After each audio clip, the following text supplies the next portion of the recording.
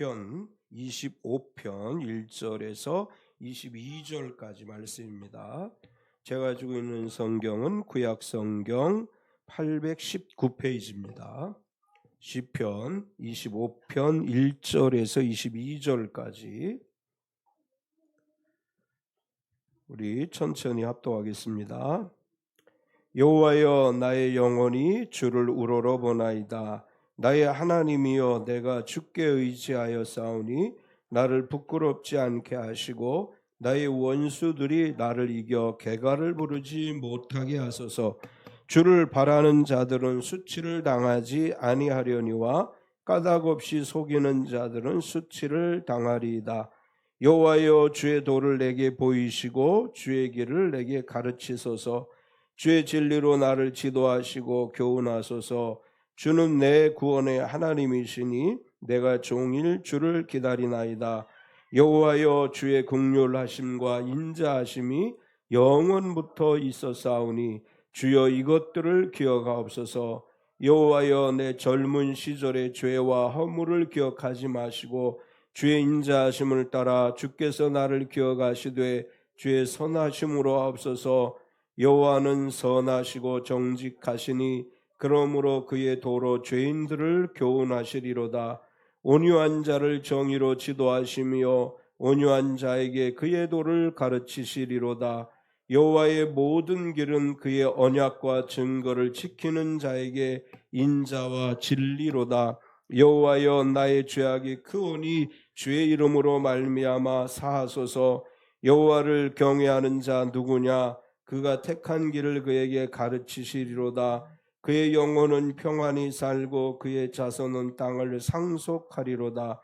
여호와의 친밀하심이 그를 경외하는 자들에게 있으며 그의 언약을 그들에게 보이시리로다. 내 눈이 항상 여호와를 바라보면 내 발을 그물에서 벗어나게 하실 것이미로다. 주여, 나는 외롭고 괴로우니 내게 돌이키사 나에게 은혜를 베푸소서. 내 마음에 근심이 많사오니 나를 고난에서 끌어내소서.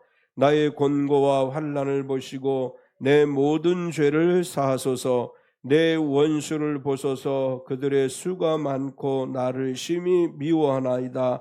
내 영혼을 지켜 나를 구원하소서. 내가 주께 피하오니 수치를 당하지 않게 하소서. 내가 주를 바라오니 성실과 정직으로 나를 보호하소서. 하나님이여, 이스라엘을 그 모든 환난에서 속량하소서. 아멘. 찬송가 300장 찬송하시고 말씀 나누겠습니다.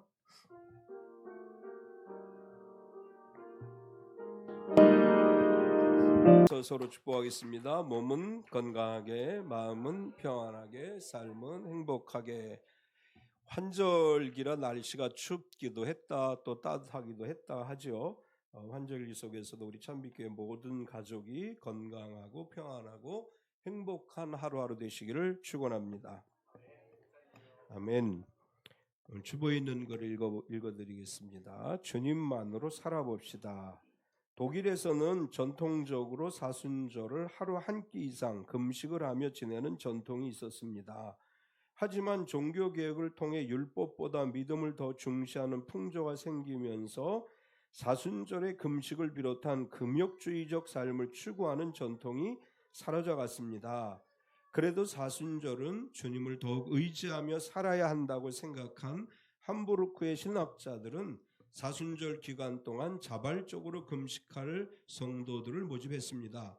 단 금식은 단순히 밥을 굶는 것이 아니라 부정적인 생각 버리고 스마트폰과 컴퓨터 멀리하기, 하나님의 자녀라는 존재감 갖고 살기와 같이 거룩한 삶에 도움이 되는 행동 양식까지 포함한 것들이었습니다.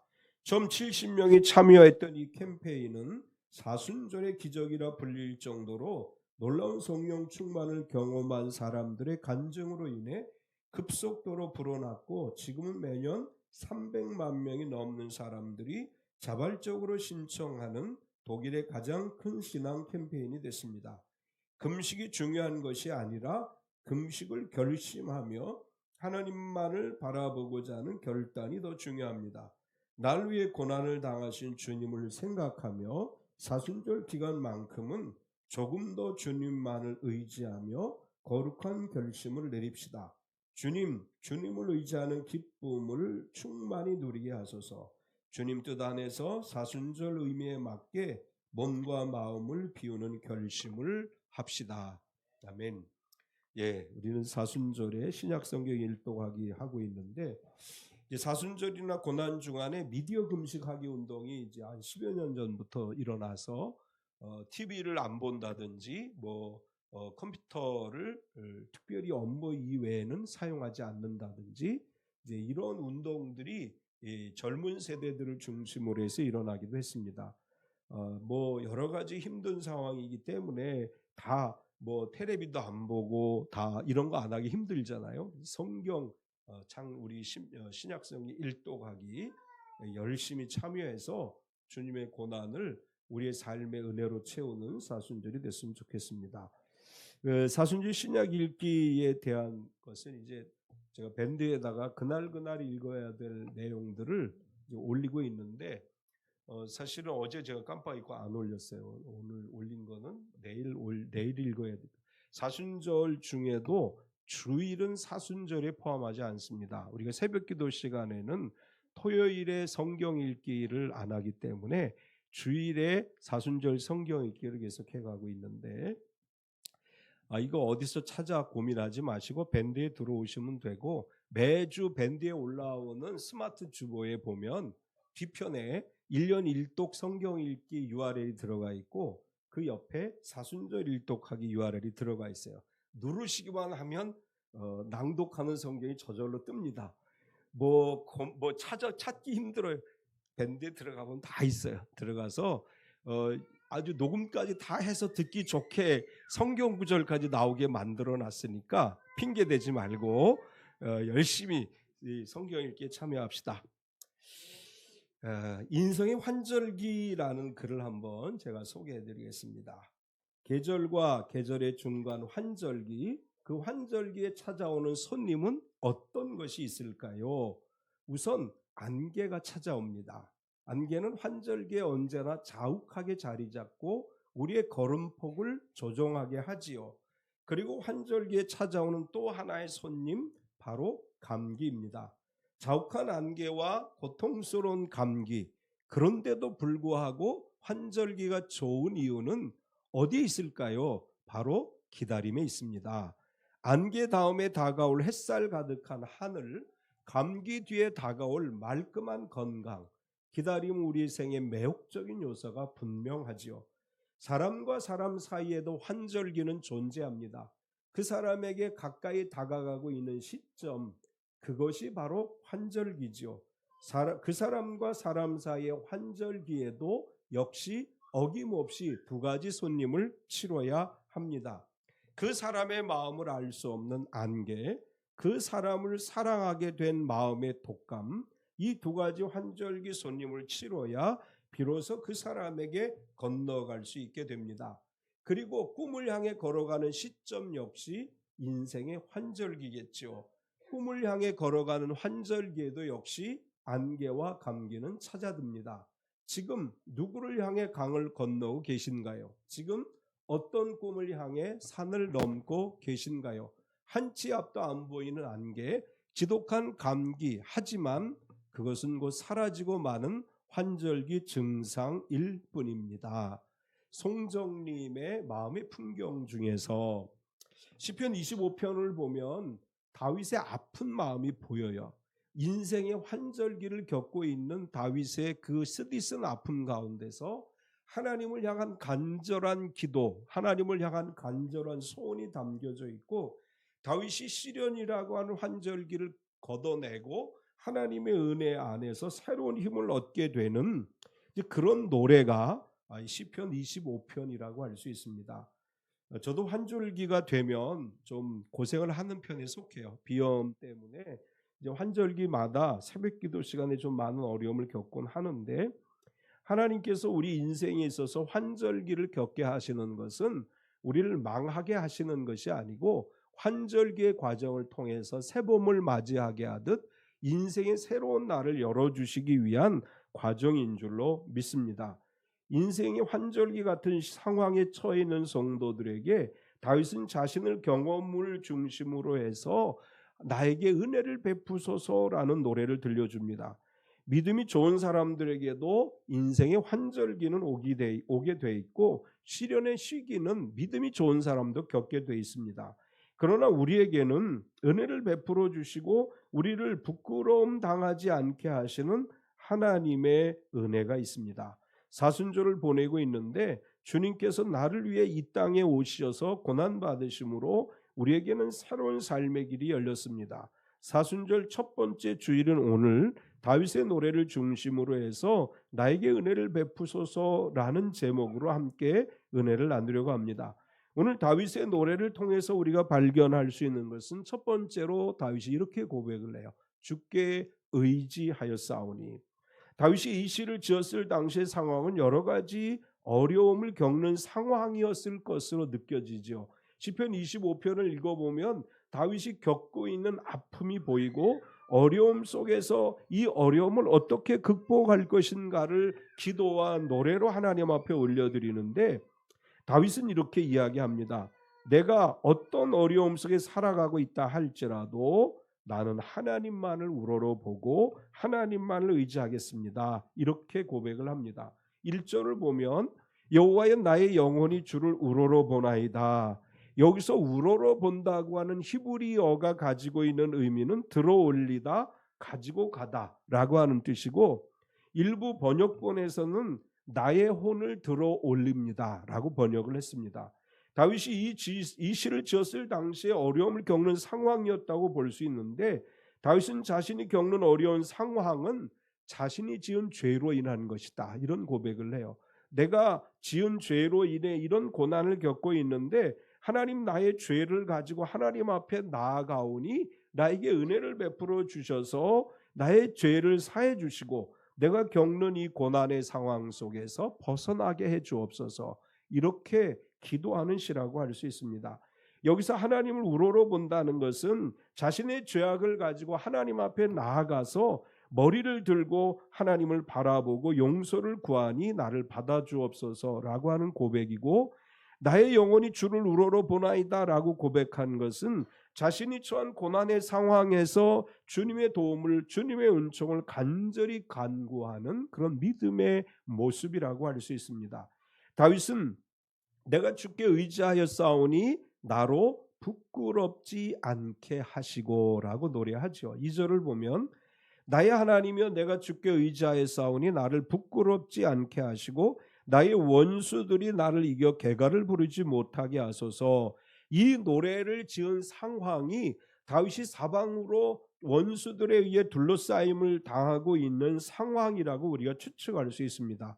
이런 상황 속에서 다윗은 하나님을 우러러보고 하나님만을 의지하오니 내가 원수들에게 패하지 않게 하시고 원수들에게 패하지 않음으로 인해 부끄러움을 당하지 않게 해달라 이렇게 기도하는 것입니다. 다윗은 언제나 하나님만을 의지한다고 담대하게 선포하는 사람인데 만약에 내가 하나님을 믿습니다, 하나님을 의지합니다 이렇게 늘 선포했는데 만약 내가 내 대적들에게 패하게 된다면 대적들이 박수를 치며 하나님을 조롱할 것이고 나는 내가 부끄러움을 당하는 것은 괜찮은데 내가 부끄러움 당하는 것으로 인해서 하나님의 이름이 만홀히 여기고 하나님의 이름이 업신여김을 당하는 것은 하나님이 기뻐하시는 일이 아닙니다. 이런 고백을 하는 거예요. 내가 부끄러움 당하는 것은 곧 나를 인도하시는 하나님의 영광을 가리는 행위다. 다윗은 이렇게 이야기하면서 하나님 내가 부끄러움을 당하지 않게 나의 원수들에게 내가 패하지 않게 하옵소서 이렇게 고백을 합니다. 우리가 하나님을 믿고 의지함으로 항상 담대하게 복음을 전하고 전도를 하는데 우리가 하나님을 바라보고 의지함에도 어려움에서 벗어나지 못하고 부끄러움을 당할 상황이 온다면 그것은 원수들이 승리의 노래를 부르게 되는 것이기 때문에 하나님 원수들이 승리의 노래를 부르지 못하게 하시고 내가 힘들고 어려움에도 하나님을 진심으로 의지하고 바라보니 부끄러움을 당하지 않게 하시고 이 고난 상황에서 벗어나게 하시고 이 어려움 상황에서 벗어나게 하셔서 하나님의 영광을 가리지 않게 하옵소서. 이것이 다윗의 기도입니다. 하나님 우리를 통해서 영광 받으시는 분인 줄 믿습니다. 하나님 우리를 부끄러움을 당하지 않게 하실 줄 믿습니다. 지금 힘들고 어려운 상황에 처해 있다 할지라도 하나님께서 우리를 버려두지 아니하시고 우리가 예수 믿는 사람들로서 하나님의 영광을 가리지 않도록 하나님의 능하신 손으로 우리를 인도해 주실 줄 믿습니다. 계속해서 다윗은 이렇게 이제 고백을 합니다. 하나님을 바라보는 사람들은 부끄러움을 당하지 않게 하시고 수치를 당하지 않게 하시지만 속이는 자는 수치를 당하게 된다. 이렇게 고백을 해요. 3절을 보면 주를 바라는 자들은 수치를 당하지 아니하려니와 까닭 없이 속이는 자들은 수치를 당하리이다. 주를 바라는 자들, 주님을 의지하고 주님만을 의지하며 살아가는 사람들은 수치를 당하지 않을 것이다. 이것은 공동체를 향해서 고백한 것입니다. 다윗이 나는 수치를 당하지 않습니다. 이렇게 이야기하는 것이 아니고 공동체, 주를 바라는 이스라엘 공동체, 주를 바라는 교회 공동체는 수치를 당하지 않게 될 것입니다. 이렇게 고백을 하는 반면에 까닭 없이 속이는 자는 수치를 당할 것입니다. 근데 여기서 속이는 자라고 하는 히브리어는 바가드라고 하는 단어를 썼는데 이 단어의 의미는 배반자, 범죄자라는 의미가 있고 하나님을 불신앙하는 사람, 하나님 앞에 믿음으로 반역한 자들이라고 하는 의미를 갖습니다. 따라서 이 속이는 자들은 앞구절에 주님을 바라는 자와 반대적 의미로 하나님을 배반한 자들로서 하나님의 심판의 대상이 되는 자들이라고 하는 뜻이고 까닭 없이 속이는 자라고 하는 것은 두 가지 의미를 갖습니다. 대부분의 쉬운 성경들은 이렇게 번역을 했습니다. 속이는 자는 하나님을 배반하는 자라고 번역을 했습니다. 하나님을 번역하는 자들, 하나님을 배반하는 자들, 하나님을 배신하는 자들은 결국 수치를 당하고 말 것이다. 이렇게 다윗은 고백을 했고 또 하나는 속이는 자라고 하는 이 단어가 갖는 의미 가운데 이제 속이는 거짓말하는 이제 이런 의미가 포함되어졌기 때문에 다윗을 비롯해서 하나님을 바라는 자들, 믿음의 공동체를 속이는 자들은 결국은 수치를 당할 것이다. 이런 의미를 갖습니다. 그래서 한글 킹 제임스 버전에서는 까닭 없이 속이는 자들은 수치를 당하게 하소서라고 그렇게 번역을 했습니다. 그러니까 이 단어가 가지고 있는 히브리어의 의미는 하나님을 배반하다라고 하는 말과 사람들을 속이다라고 하는 의미가 담겨져 있고 결국은 하나님을 배반하는 자들, 배교하는 자들과 남을 속이는 자들은 결과적으로 수치를 당하게 된다. 이렇게 다윗이 노래합니다.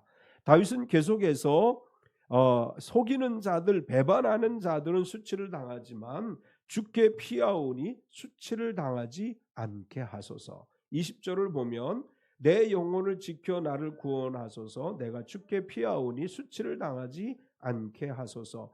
이 구절을 공동번역 성경으로 보면 이 목숨을 지켜주셔서 건져주셔서 당신의 품속에 달려두오니 수치를 당하지 않게 하소서.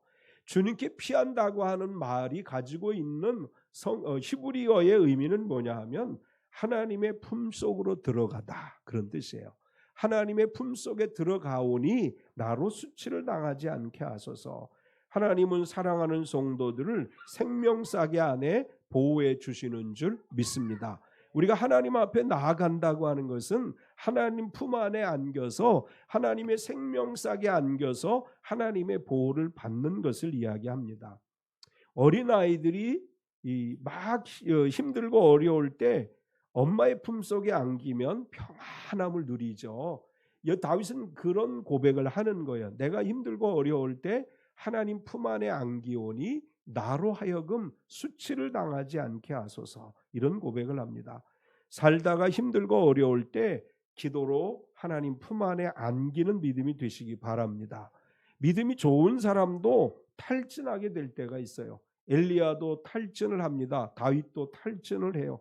하나님은 지쳐 있을 때 우리를 향해 두 팔을 벌리고 이렇게 말합니다. 내게로 오라. 내 품으로 들어오라. 내 품에 들어오면 내가 너희를 쉬게 할 것이고 내 품에서 안전하게 보호를 받기 때문에 수치를 당하지 않을 것이다. 힘들고 어려울 때, 사방으로 우겨싸임을 당할 때, 원수가 대적하여 진을 치고 있을 때 주님 품에 안기면 주님께서 우리로 하여금 승리하게 하시고 이기게 하실 줄로 믿습니다. 두 번째, 다윗은 내게 가르치소서 이렇게 고백을 해요. 인생의 환절기 같은 상황에서 이 상황을 어떻게 극복하고 새롭게 도약할 수 있을까? 다윗은 이렇게 고백을 해요. 하나님의 말씀으로 나를 가르치사 나를 새롭게 해 주옵소서 이렇게 고백을 합니다.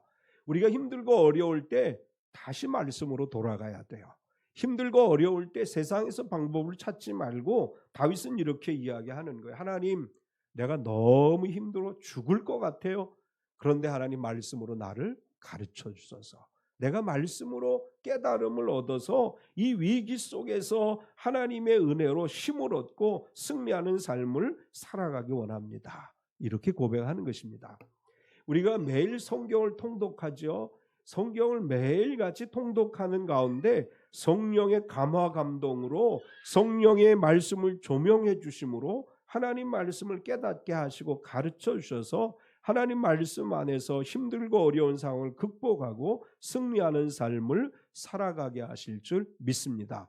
하나님께서 나에게 말씀을 가르쳐 주옵소서라고 다윗은 노래하면서 주의 도를 내게 보이시옵소서 이렇게 고백을 해요. 4절과 5절을 보면 여호와여 주의 도를 내게 보이시고 주의 길을 내게 가르치소서 주의 진리로 나를 지도하시고 교훈하소서 주는 내 구원의 하나님이시니 내가 종일 주를 기다리나이다.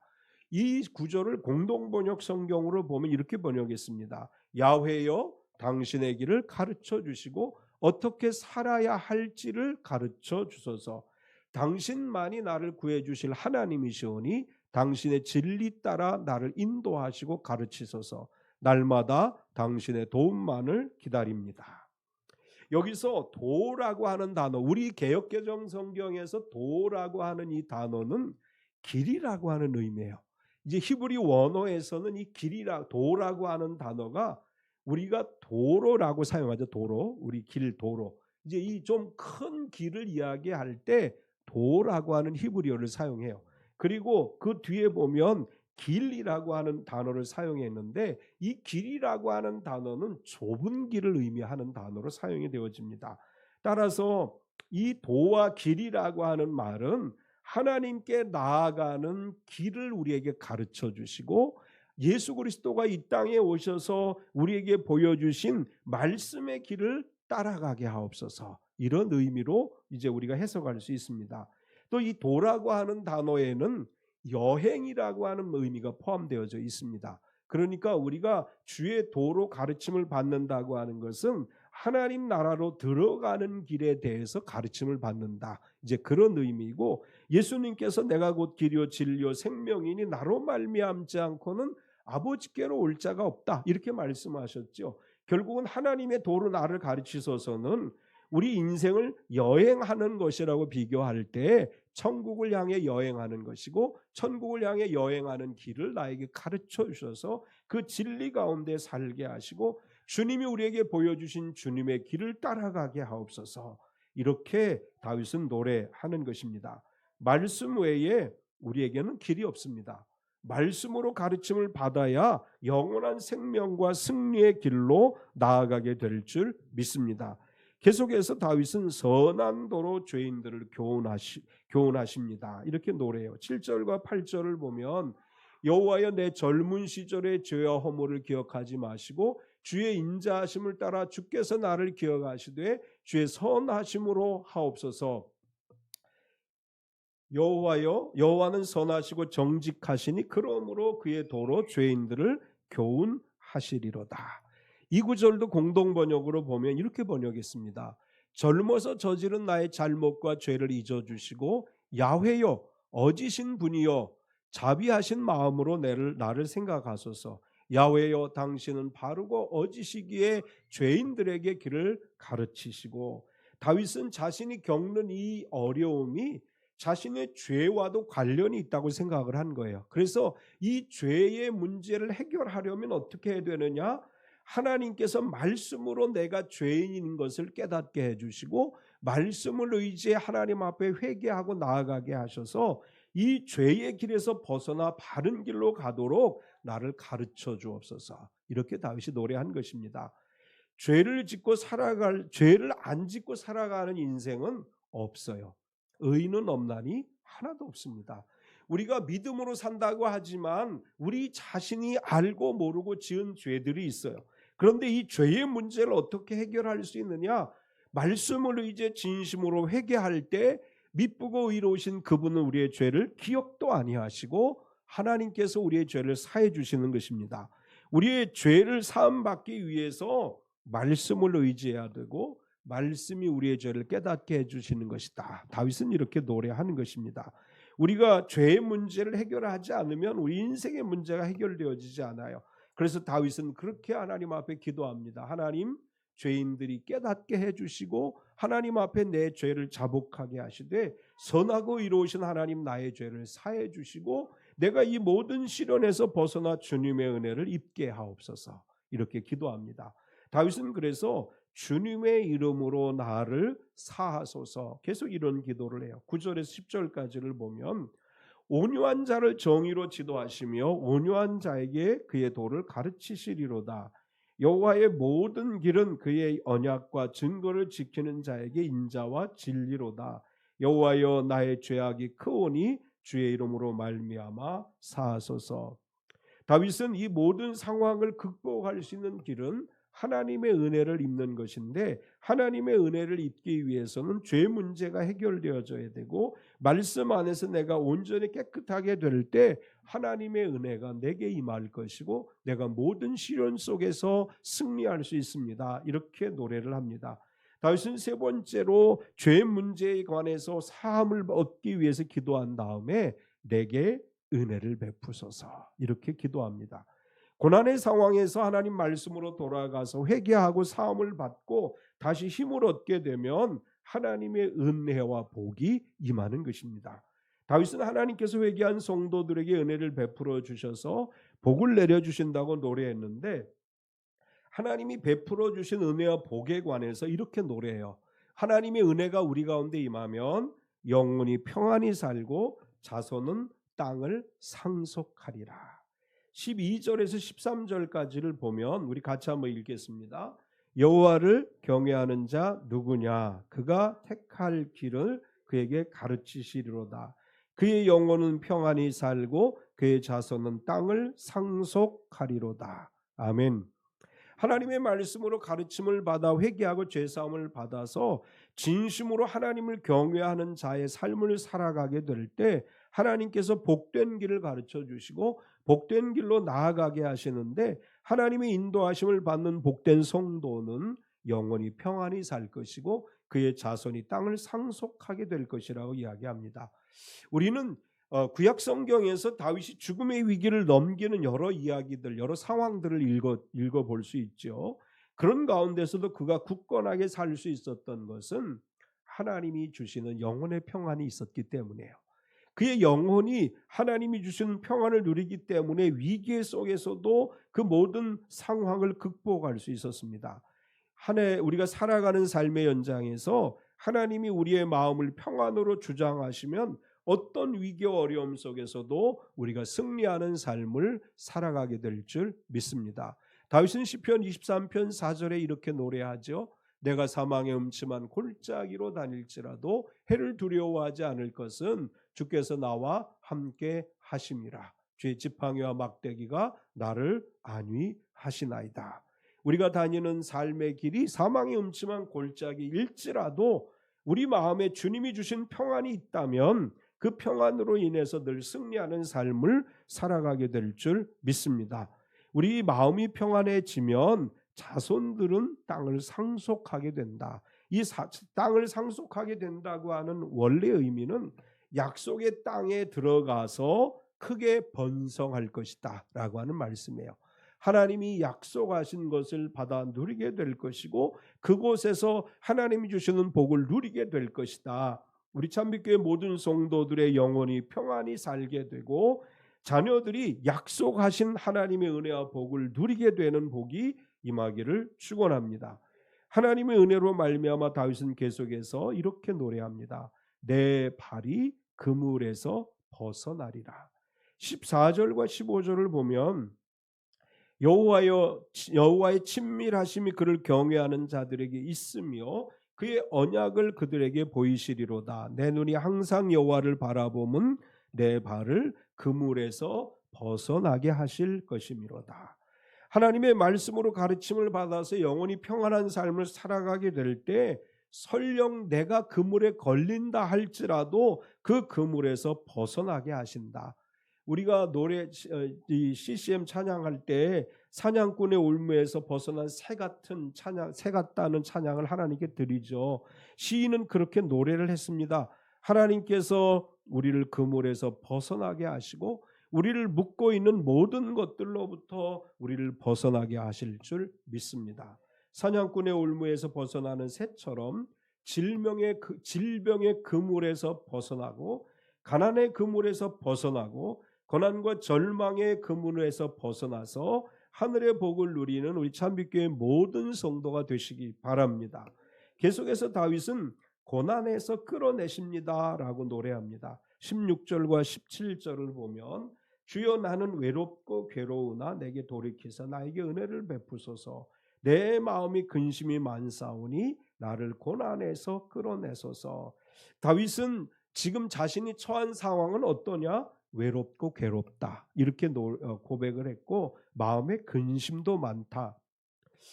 그런 가운데서 이 근심과 외로움과 괴로움 속에서 벗어나는 길은 하나님께서 얼굴을 돌이키사 나에게 그 얼굴을 향하여 은혜를 베풀어 주시면 내가 모든 고난 속에서 승리할 수 있습니다. 이렇게 고백하는 것입니다.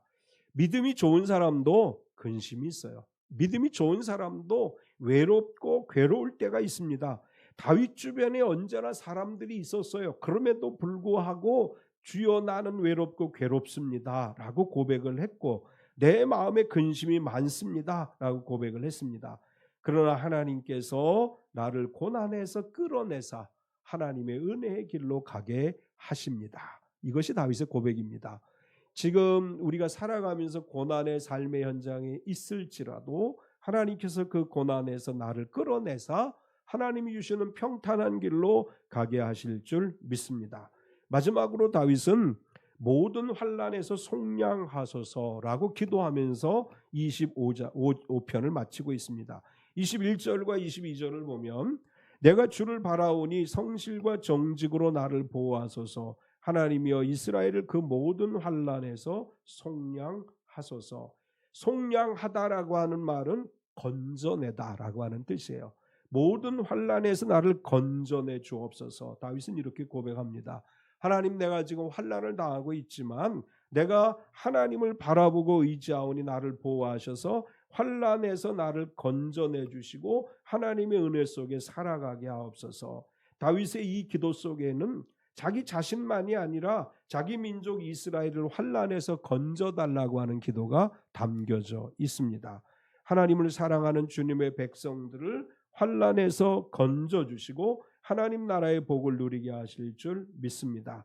사순절 첫 번째 주일에 다윗이 힘들고 어려운 상황에서 하나님의 은혜를 간구하는 노래를 통해서 우리에게 주신 하나님의 말씀을 깨닫게 하시고 우리 앞에 하나님께서 주신 어떤 상황이 온다 할지라도 하나님의 얼굴빛을 비추시면 그 모든 환난 속의 평안을 누려서 자손들이 하나님이 주신 약속의 땅을 소유하게 될 것이고 그물에서 벗어나게 할 것이고 고난에서 끌어내 주시고 환난에서 속량을 받게 하사 하나님의 은혜를 누리게 하실 줄 믿습니다. 하나님이 우리에게 은혜를 내리소서. 오늘 우리의 기도와 간구가 되고 은혜로 충만하게 채워지는 참빛교회 모든 성도가 되시기를 축원합니다. 하나님 감사합니다. 오늘도 우리가 주님 앞에 나와 말씀을 들었습니다. 다윗이 인생의 어려운 길 가운데서 자신을 돌아보고 하나님 앞에 회개하고 하나님의 말씀으로 가르침을 받기 위해 기도하면서 하나님의 도움을 구하고 말씀을 의지해 하나님 앞에 회개하는 자들은 하나님의 마음을 평안하게 하시고 그의 자손들이 약속의 땅을 누리게 하시고 또한 올무에서 그물에서 벗어나게 하시고 고난에서 끌어내 주시고 환난에서 속량해 주심을 노래했습니다. 우리의 삶 속에 하나님 은혜가 임해서 다윗의 고백한 이 기도가 우리의 삶에 적용되게 하시고 우리의 삶 속에 이루어지게 하여 주시옵소서. 예수님의 이름으로 기도드리옵나이다. 아멘. 우리 다